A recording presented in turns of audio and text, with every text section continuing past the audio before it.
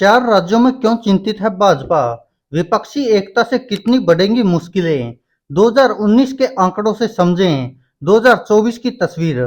कर्नाटक और हिमाचल प्रदेश विधानसभा चुनाव में हार के बाद हार से केंद्र की सत्ताधारी भारतीय जनता पार्टी सचेत हो गई है।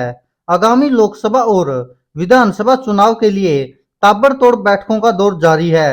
ऐसे में भारतीय जनता पार्टी संगठन में फेरबदली और नई चुनावी रणनीति के सहारे आगामी चुनावों में जीत दर्ज करना चाहती है।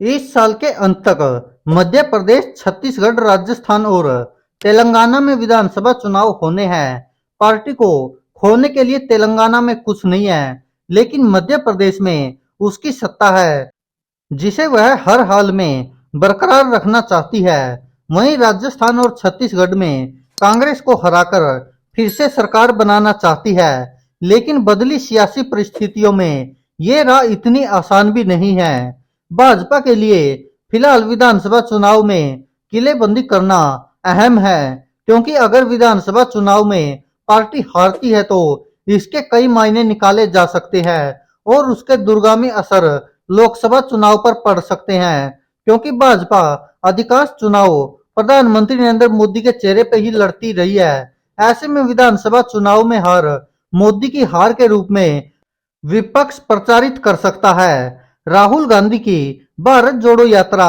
कर्नाटक और हिमाचल प्रदेश में कांग्रेस की जीत और मोदी सरकार के खिलाफ विपक्षी दलों की एकता, ये ऐसे कुछ कारण हैं जो लोकसभा चुनाव में भाजपा के लिए टेंशन बढ़ाने वाले हैं। साल 2019 के चुनावी आंकड़ों पर गौर करें तो भाजपा ने तब 543 सदस्यों वाली लोकसभा में कुल 303 सीटें जीती थी। आंकड़े बताते हैं कि कुल 161 सीटों पर भाजपा और कांग्रेस में सीधी टक्कर थी, लेकिन उनमें से 147 सीटों पर भाजपा ने जीत दर्ज की थी, जबकि कांग्रेस सिर्फ 9 सीट ही जीत सकी थी।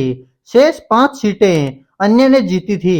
ये 147 सीटें मध्य प्रदेश, छत्तीसगढ़, कर्नाटक, गुजरात, हरियाणा, असम और राजस्थान से आती हैं।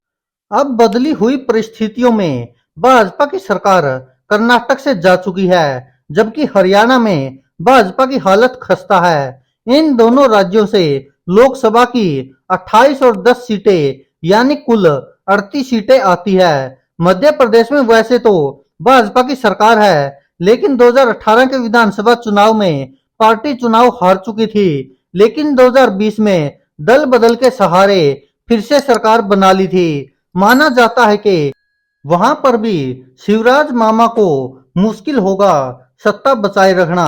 इसके अलावा कांग्रेस छत्तीसगढ़ और राजस्थान में फिलहाल मजबूत स्थिति में दिखती है। हालांकि गुजरात और असम में अभी भी भाजपा सबसे मजबूत दल है। आंकड़े बताते हैं कि 2019 में भाजपा द्वारा जीती गई कुल 303 में से 198 सीटों पर भाजपा की टक्कर अन्य दलों से हुई थी। इनमें से कुल 116 सीटों पर भाजपा ने जीत दर्ज की थी, जबकि अन्य को 76 सीटें मिली थी। यहां कांग्रेस को सिर्फ 6 सीट मिली थी। ये सीटें कर्नाटक, हिमाचल, पंजाब, तेलंगाना, हरियाणा, बिहार और महाराष्ट्र की है। राजनीतिक विश्लेषकों का मानना है कि विपक्षी एकता की वजह से इन 198 सीटों पर भाजपा को बड़ी मुश्किल हो सकती है, क्योंकि बिहार में जेडीयू आरजेडी कांग्रेस महागठबंधन है, तो महाराष्ट्र में एमवीए हावी है, पंजाब में आप, जबकि हिमाचल कर्नाटक में कांग्रेस और तेलंगाना में केसीआर की पार्टी की पकड़ मजबूत है। चुनावी आंकड़े बताते हैं कि महाराष्ट्र, तेलंगाना और पंजाब की कुल 93 लोकसभा सीटों पर खुला मुकाबला था। यहां फ्री फाइट फॉर ऑल में 40 पर भाजपा की जीत हुई थी, जबकि 12 पर कांग्रेस और अन्य ने 41 जीत दर्ज की थी। पहलवानों के आंदोलन और किसान नेताओं के आंदोलन की वजह से जाट बहुल हरियाणा, पश्चिम यूपी, पंजाब और राजस्थान में भाजपा को मुश्किल हो सकती है। हालांकि पार्टी को भी इन संकटों का आभास है और ताबड़तोड़ मैराथन बैठकों से इसका हल या सियासी काट निकालने की दिशा में कदम बढ़ा रही है। इसी क्रम में अंदरूनी खींचातान के बावजूद भाजपा ने राजस्थान में वसुंधरा राजे के नाम को आगे कर दिया है, लेकिन वहां पर अशोक गहलोत, जिसको के राजनीति का जादूगर माना जाता है, वहां पर राह बिल्कुल भी आसान नहीं है। और वहां पर अगर सचिन पायलट कांग्रेस से अलग नहीं होते हैं और अशोक गहलोत और सचिन पायलट दोनों मिलकर चुनाव लड़ते हैं, तो वहां पर भारतीय जनता पार्टी को जीत के चांस बिल्कुल ही कम दिखाई पड़ते हैं। वहीं बात आती है मध्य प्रदेश में, जहां पर भाजपा पहले ही हार चुकी थी 2018 के विधानसभा चुनाव में, तो वहां पर भी अब ज्योतिरादित्य सिंधिया ने कांग्रेस को धोखा देकर भाजपा ज्वाइन कर ली थी, जिसको अब कांग्रेस बुनाने में लगी हुई है। और ज्योतिरादित्य सिंधिया और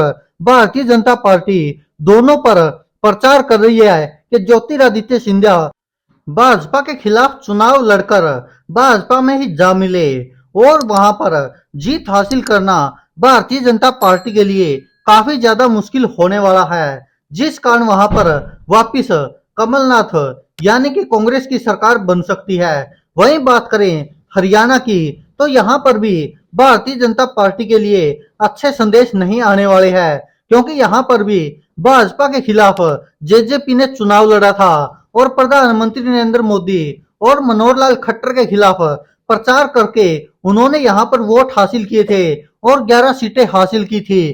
तो अब की बार अगर भाजपा और जसपा गठबंधन में भी चुनाव लड़ते हैं, तो भी यहाँ पर कांग्रेस मजबूत होने वाली है, क्योंकि तब कांग्रेस के लिए किसी ने सोचा नहीं था कि इतनी सीटें हासिल कर पाएगी मोदी लहर के बावजूद। लेकिन भारतीय जनता पार्टी की पूर्ण बहुमत की सरकार तो नहीं बन पाई थी, लेकिन जोड़ तोड़ करके हरियाणा में भी मनोहर लाल खट्टर को एक बार फिर से मुख्यमंत्री बना दिया गया था। लेकिन देखने वाली बात अब की बार ये होगी, क्या भाजपा जसपा के साथ चुनाव लड़ेगी गठबंधन में, या फिर जसपा अलग हो जाएगी। लेकिन लोगों का मानना है कि अब की बार चाहे भाजपा जसपा इकट्ठी रहे या अलग अलग हो, लेकिन यहाँ पर कांग्रेस का दबदबा जारी रहेगा। इसके सबसे मुख्य कारण होने वाला है पहलवानों का मुद्दा और दूसरा है किसानों का आंदोलन, जिस कारण भाजपा के लिए अब की बार हरियाणा में भी चुनाव बहुत मुश्किल खड़े होने वाले हैं।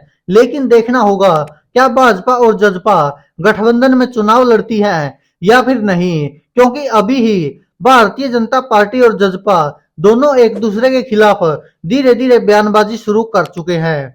कुल मिलाकर भारतीय जनता पार्टी के लिए अब की बार राह आसान नहीं होने वाली है। वो चाहे लोकसभा चुनाव हो या फिर विधानसभा चुनाव हो, हर जगह कड़ी टक्कर देखने को मिलेगी। और जिस तरह से अब लगातार 2 राज्यों में प्रधानमंत्री नरेंद्र मोदी के चेहरे पर चुनाव लड़ा गया और जिस तरह से प्रधानमंत्री का चेहरा अब की बार काम नहीं आया, हो सकता है इन राज्यों में भी वही हाल हो। जहां पर ज्यादातर कांग्रेस पहले ही सत्ता में है, वहां पर तो चांस ही नहीं है कि प्रधानमंत्री नरेंद्र मोदी या भाजपा किसी तरह जीत हासिल कर सके।